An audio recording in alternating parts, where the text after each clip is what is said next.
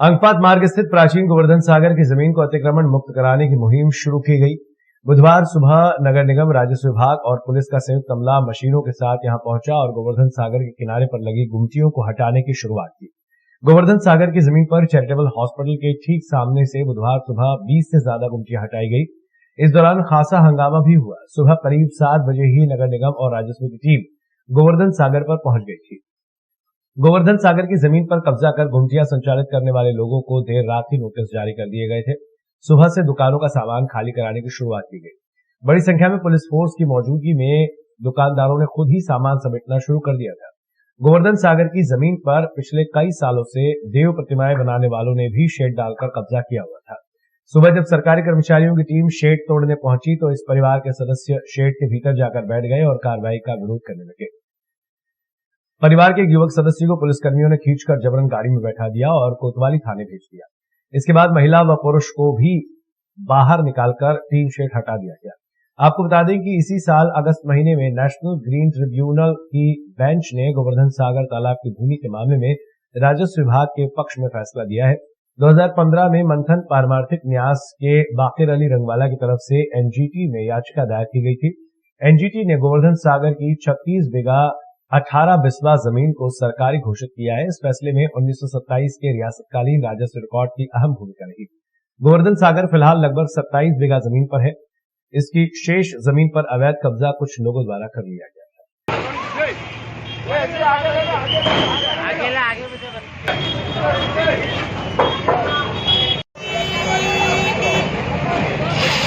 माननीय national green tribunal के निर्देशानुसार जो गोवर्धन सागर तालाब है उसके आसपास जो कंस्ट्रक्शन है उसे हटाने के निर्देश हुए थे, जिसके अनुक्रम में प्रथमतः हमारे द्वारा जो यहाँ पर अस्थायी निर्माण है जो अंकपात मार्ग से लगा हुआ है उसे हटाया जा रहा है। नगर निगम ने इनको पूर्व में सूचना दी थी और आज इसे हटाने की कार्रवाई की जा रही है। पुलिस प्रशासन द्वारा और नगर निगम के द्वारा यहाँ पर अतिक्रमण की कार्रवाई की जा रही है और पुलिस शांति व्यवस्था बनाए रखने की दृष्टि से, सुरक्षा की दृष्टि से यहाँ पर लगभग 50 से 60 का पुलिस का फोर्स लगाया गया है और सुचारू रूप से अतिक्रमण हटाने की कार्रवाई शांतिपूर्ण तरीके से जारी है।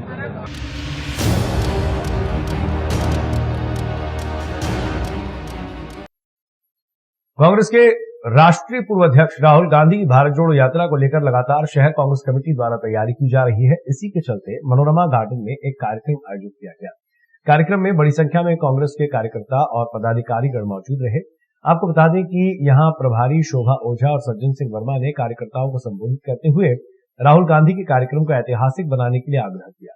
शहर कांग्रेस कमेटी के अध्यक्ष और कांग्रेस ने जानकारी देते हुए बताया कि राहुल गांधी 1 दिसंबर को भारत जोड़ो यात्रा के तहत उज्जैन पहुंचेंगे। सबसे पहले इंदौर रोड के निनोरा में रुकेंगे। बाबा महाकाल का दर्शन लाभ लेने के बाद आगर मालवा के लिए रवाना होंगे। 1 दिसंबर को राहुल गांधी की आम सभा होगी। कांग्रेस नेता राहुल गांधी के उज्जैन में आम सभा की तारीख तय हो गई है। आगर रोड स्थित सामाजिक न्याय परिसर में यह आम सभा 1 दिसंबर की शाम 4 बजे से होगी। इसी दिन सुबह राहुल गांधी की भारत जोड़ो यात्रा शहर में प्रवेश करेगी। सामाजिक न्याय परिसर में करीब 2,60,000 वर्ग फीट में 60,000 कुर्सियां लगाई जाएंगी। 62,000 वर्ग फीट में 3 अलग अलग मंच बनाए जाएंगे। आपको बता दें कि उज्जैन आगमन की संभावित तारीख 30 नवंबर निर्धारित हुई थी। यात्रा के बीच राहुल गांधी के प्रस्तावित गुजरात दौरे की वजह से यात्रा 1 दिसंबर को उज्जैन पहुंची। हमें अपने कर्तव्यों की बात करना है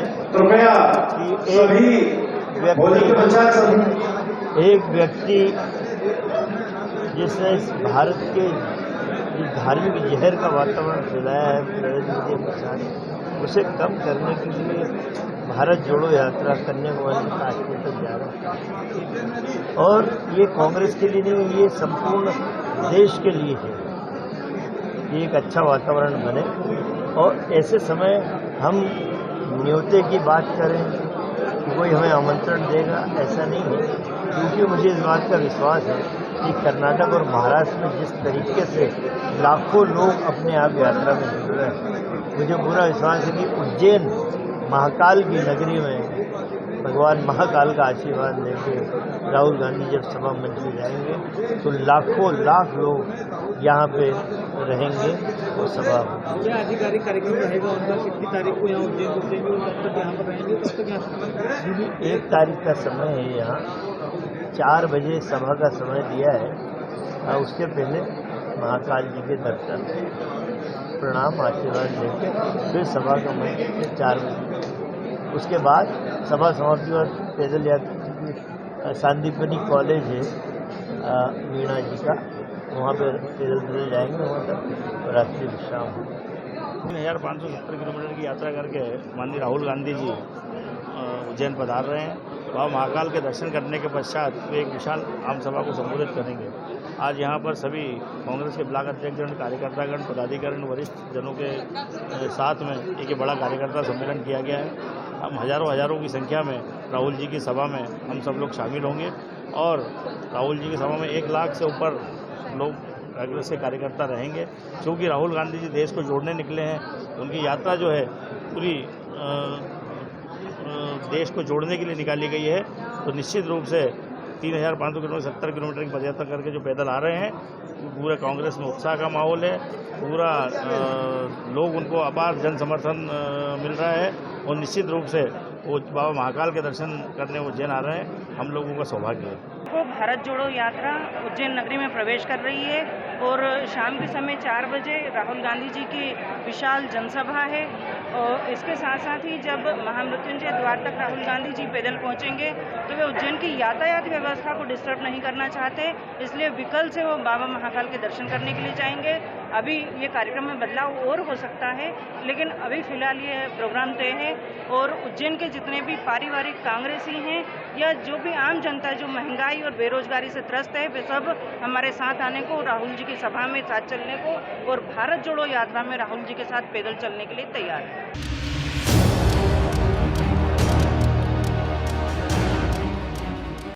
शहर में ऑर्गेनिक प्रोडक्ट्स के लिए एक अलग से हाट बाजार विकसित होने जा रहा है। उज्जैन कलेक्टर आशीष सिंह ने दैनिक अवंतिका को यह जानकारी देते हुए बताया कि पूरी तरह से बिना किसी खाद, कीटनाशक और इस प्रकार के केमिकल को उपयोग किए बिना जो ऑर्गेनिक प्रोडक्ट्स उगाए जाते हैं, फिर चाहे वो कोई दाल हो या फिर सब्जियां हो, उनके लिए अलग से हाट बाजार विकसित किया जाएगा।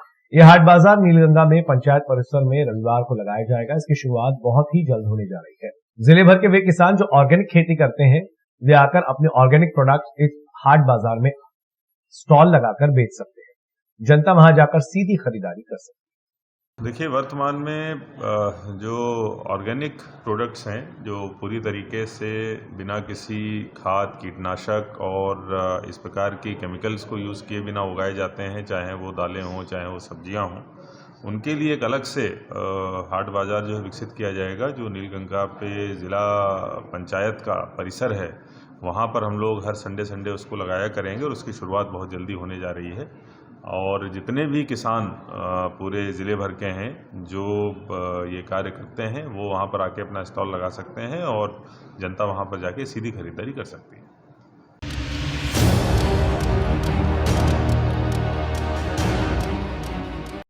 सेवानिवृत्त डाक विभाग से संपूर्ण मध्य प्रदेश पेंशनर्स अधिकारियों का मिलन समारोह मंगलनाथ रोड उज्जैन पर आयोजित किया गया।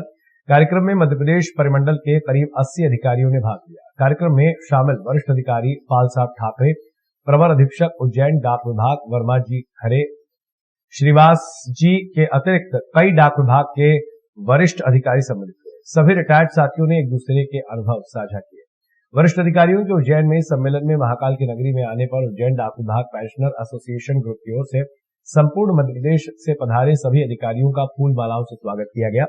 स्वागत कार्यक्रम में उज्जैन ग्रुप के अध्यक्ष सुरेश चंद्र दुबे, सचिव मनोहर सिंह आरोनिया व मनोहर राव जाधव ने बाहर से आए सभी सम्मानित अधिकारियों का फूल मालाओं से स्वागत किया। उज्जैन में सफलतापूर्वक कार्यक्रम आयोजित करने में प्रमुख दायित्व आयोजक Rajendra Kumar Chaurasia, LK Mitthan खेड़ीवाले, Praveen भावलकर, Dinesh Kumar Singhal, KS Tomar, SN Kumawat ने निभाया। आयोजन समिति की ओर से डाक विभाग पेंशनर एसोसिएशन ग्रुप के अध्यक्ष सुरेश चंद्र दुबे, सचिव मनोहर सिंह अरोनिया, मनोहर राव जाधव को भी सम्मानित किया गया। स्वागत है तुम्हारा उज्जैन की नगरी में, स्वागत है तुम्हारा महाकाल लोक है मन भावन प्यारा। ये हमारे पुराने साथी इकट्ठे हुए हैं और पुरानों में से सबसे पुराना मैं हूँ। सबसे पहले मैं 1985 में यहाँ इंस्पेक्शन करने आया था, तो 37 साल से परिचित हूँ, उज्जैन से। उज्जैन से बढ़ते हुए देखा है, महाकाल को बढ़ते हुए देखा है, शानदार होते देखा है। और मध्य प्रदेश में मुझे इन सब साथियों के साथ काम करने का मौका मिला है और हम अपनी पुरानी यादें दोहरा रहे हैं, याद कर रहे हैं और इस मिलन को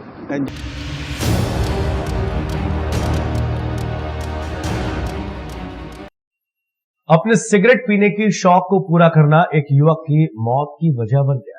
अपने साथी युवक युवती दोस्त के साथ एक ही गाड़ी पर सवार होकर रात के समय में घूम रहे युवक ने चलती गाड़ी पर सिगरेट जलाने का प्रयास किया तो गाड़ी का संतुलन बिगड़ा तो गाड़ी डिवाइडर में जाकर टकराई, जिससे कि गाड़ी चला रहे युवक के सर में गंभीर चोट आने के चलते उसकी मौत हो गई। वहीं पीछे बैठे युवक युवती घायल हो गए। घटना की सूचना पर परिजन भी मौके पर पहुंचे थे। फिलहाल में पुलिस ने मर्ग कायम कर जांच शुरू की है। इंदौर के विजयनगर थाना क्षेत्र की सयाजी होटल के सामने देर रात नाइट कल्चर में घूम रहे एक्टिवा पर युवक वकार अपने साथी जैद और काजल ये तीनों घूमने निकले थे। हादसा तब हुआ जब एक्टिवा चला रहे वकार ने जेब से सिगरेट चलती गाड़ी पर निकालकर सिगरेट को जलाने की कोशिश की। इस दौरान एक्टिवा गाड़ी का संतुलन बिगड़ा और एक्टिवा रोड किनारे डिवाइडर में जा घुसी, जिसमें वकार को सर में गहरी चोट आने से उसकी मौत हो गई। वहीं पीछे बैठे जैद और काजल घायल हो गई, जिनको पास के निजी अस्पताल में भर्ती किया गया है। मृतक इंदौर का ही रहने वाला था। हाँ, कल वाहन एक्सीडेंट हुआ था रात में 11 बजे भंडारी अस्पताल के पास में। फिर वहाँ ले गए, फिर वहाँ से मैं भेज दिया था, यहाँ मृत घोषित कर दिया, जिसकी मर कायम करके जांच में लिया गया है। सर, मृतक का क्या नाम है? मृतक का नाम है बकास पिता सलीम, उम्र 22 साल, निवासी 14 उदयपुरा, बॉम्बे बाजार के पास में इंदौर का है।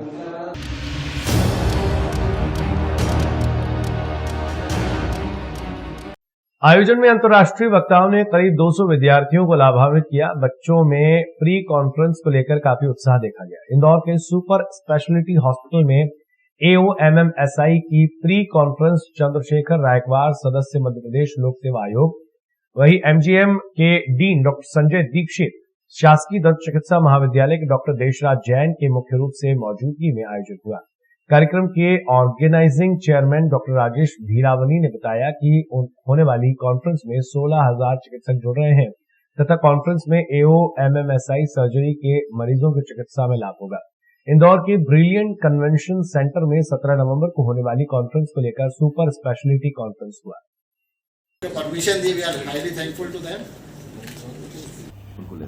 The 46th National Association of Oral and Maxillofacial Surgeons of India's conference is going to be held in Indore on 17th, 18th and 19th of November 2022.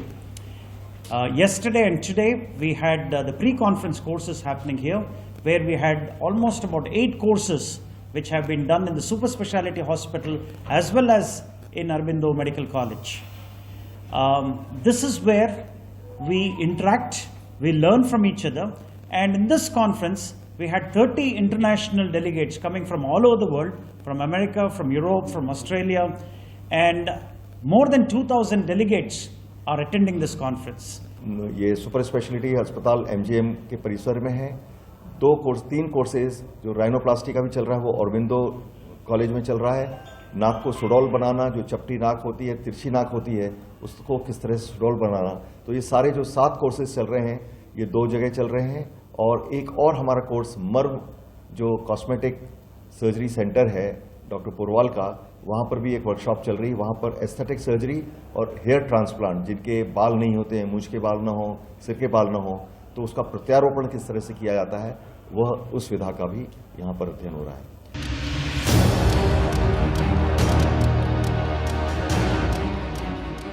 Indore के मूसाखेड़ी स्थित अवैध इदरीस कॉलोनी में नगर निगम की टीम ने अवैध निर्माण तोड़े। निगम को सूचना मिली थी कि कॉलोनी में अवैध रूप से निर्माण किया जा रहा है। निगम अफसरों ने यहां समझाइश के बाद नोटिस भी जारी किए, लेकिन निर्माण कार्य नहीं रुका।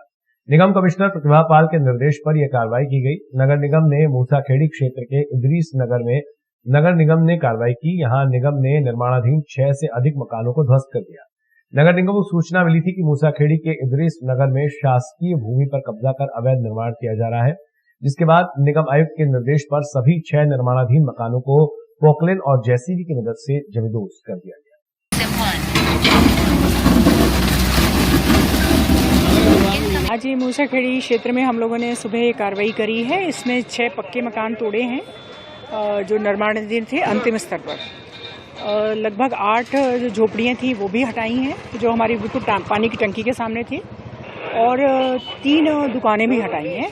इसके अलावा बाकी जो मकान है यहाँ पे बिल्कुल अवैध रूप से बने हुए हैं, सरकारी खसरा है, सरकारी ज़मीन है, नगर निगम से किसी प्रकार की कोई अनुमति नहीं है, उनका भी सर्वे आज हो रहा है। और कल कमिश्नर मैडम ने निर्देश दिए हैं कि उन पे भी हम लोग नियमानुसार कार्रवाई करेंगे। तो सुबह आज हम लोगों ने इसको 6 मकान पक्के और 7 झोपड़ी और 3 दुकानें तोड़ी।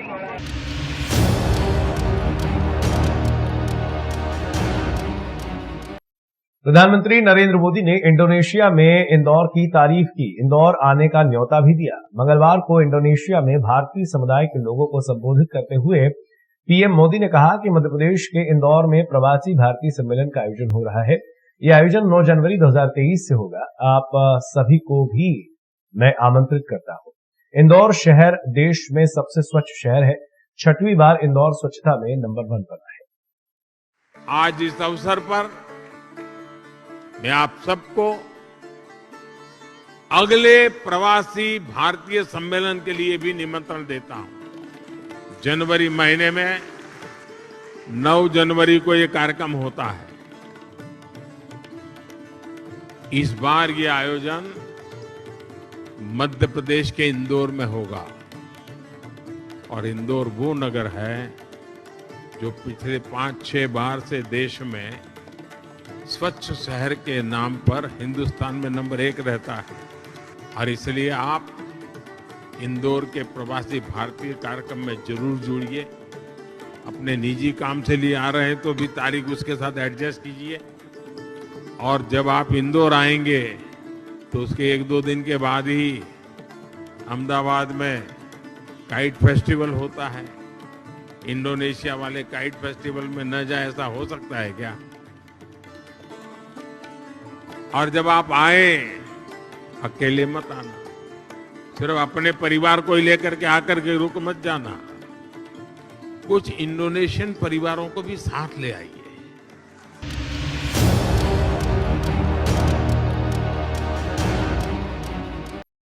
सुसनेर पदयात्रा में कांग्रेस के वरिष्ठ नेता पैदल चले। 12 से अधिक गांव में ग्रामीणों से संपर्क किया। सुसनेर के कांग्रेस नेता राहुल गांधी की सुसनेर से निकलने वाली भारत जोड़ो यात्रा की तैयारियां अंतिम चरण पर है।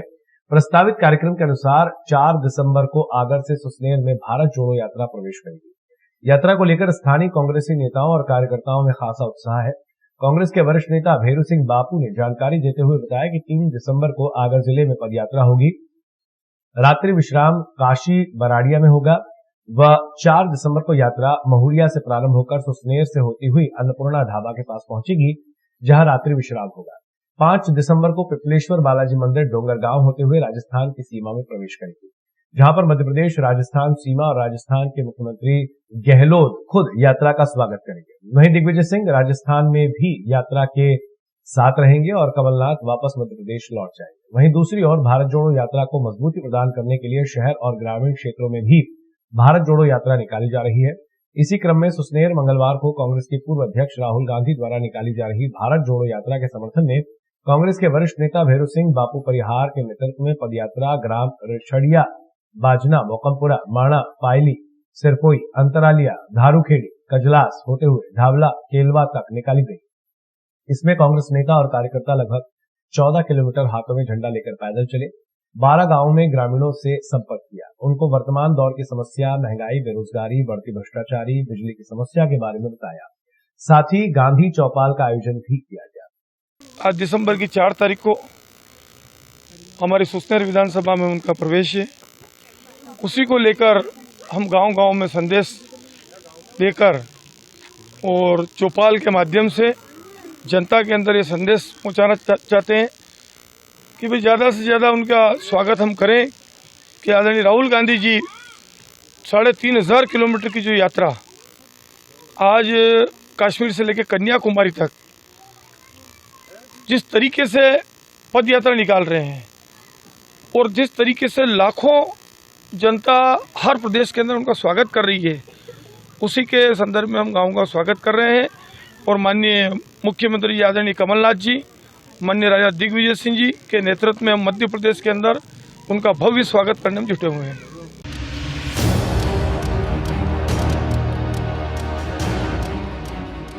सरदार Patel higher secondary school Manawar द्वारा 450 छात्र छात्राओं को प्रमाण पत्र एवं शील्ड देकर सम्मानित किया गया। कार्यक्रम में मुख्य रूप से अतिरिक्त पुलिस अधीक्षक देवेंद्र पाटीदार, धार एसडीओपी धीरज बब्बर, थाना प्रभारी नीलज बिरथरे, रामेश्वर पाटीदार, सरदार पटेल स्कूल अध्यक्ष विशेष रूप से उपस्थित रहे।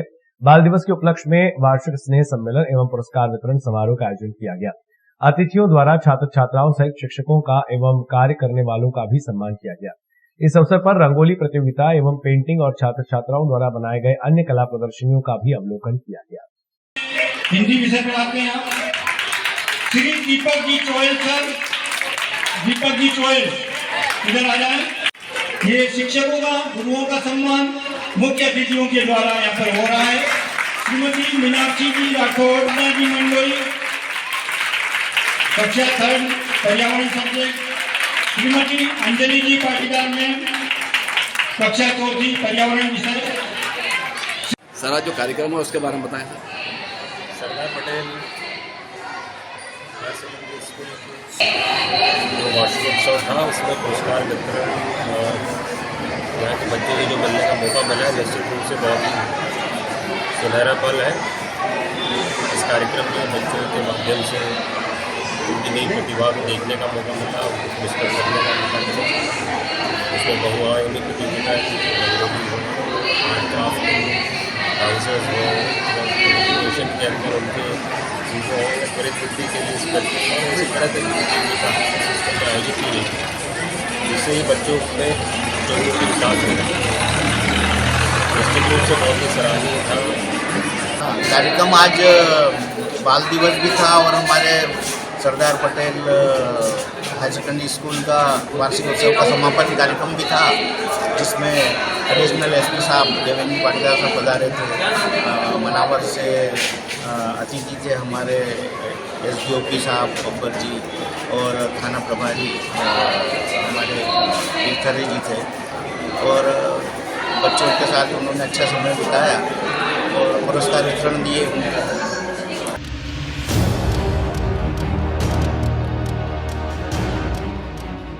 नफरत छोड़कर भारत को एक माला में पिरोने के उद्देश्य से राहुल गांधी और कांग्रेस पार्टी द्वारा देश में निकाली जा रही भारत जोड़ो यात्रा से प्रेरणा लेकर ब्यावरा के विधायक रामचंद्र दांगी एवं समस्त कांग्रेस पार्टी द्वारा ब्यावरा विधानसभा क्षेत्र में गांधी चौपाल एवं जनसंपर्क यात्रा निकाली जा रही है।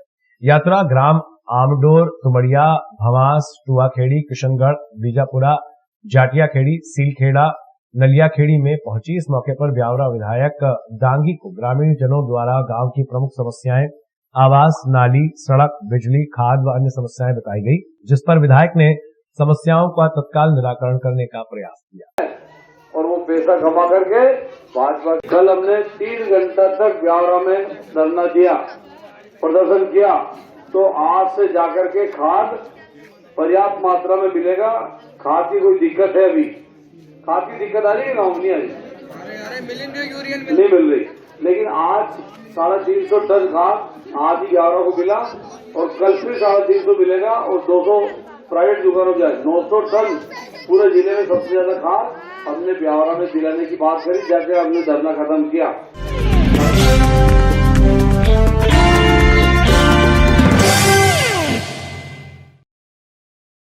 ही खराब हालत में मरणासन स्थिति में मां पड़ी थी। ऐसी मां की सेवा करके भगवान महावीर की उस वाणी को सार्थकता सेवाधाम दे रहा है। भगवान महावीर ने कहा है कि जिसने दुखियों को जाना उसने मुझे पहचाना। आज हमारे बीच जैन समाज के गौरव श्री पारस जी कटारिया हमारे साथ उपस्थित हैं। नमो अरिहंताणम नमो सिद्धाणम नमो आयरियाणम। और ये बहन जो उड़ीसा की है, उस अपने नन्हे बच्चे के साथ जिला प्रशासन के माध्यम से सेवाधाम पहुंची है। ये बाबा भी यहाँ आए हैं। आज हमने 4 लोगों को पर्युषण पर्व के चतुर्थ दिवस स्वीकार करके सेवा का एक छोटा सा कार्य परमात्मा के द्वारा जो दिया गया है उसे परिपूर्ण कर रहे हैं। आप सब लोगों से विनती है कि आप सेवाधाम के उत्थान में, विकास में, विस्तार में हर प्रकार से आप जुड़े, यहाँ आए, यहाँ के कार्यों को देखें और इसको आगे बढ़ाने में यथाशक्ति सहयोगी बने। जय जिनेंद्र। हम सेवाधाम।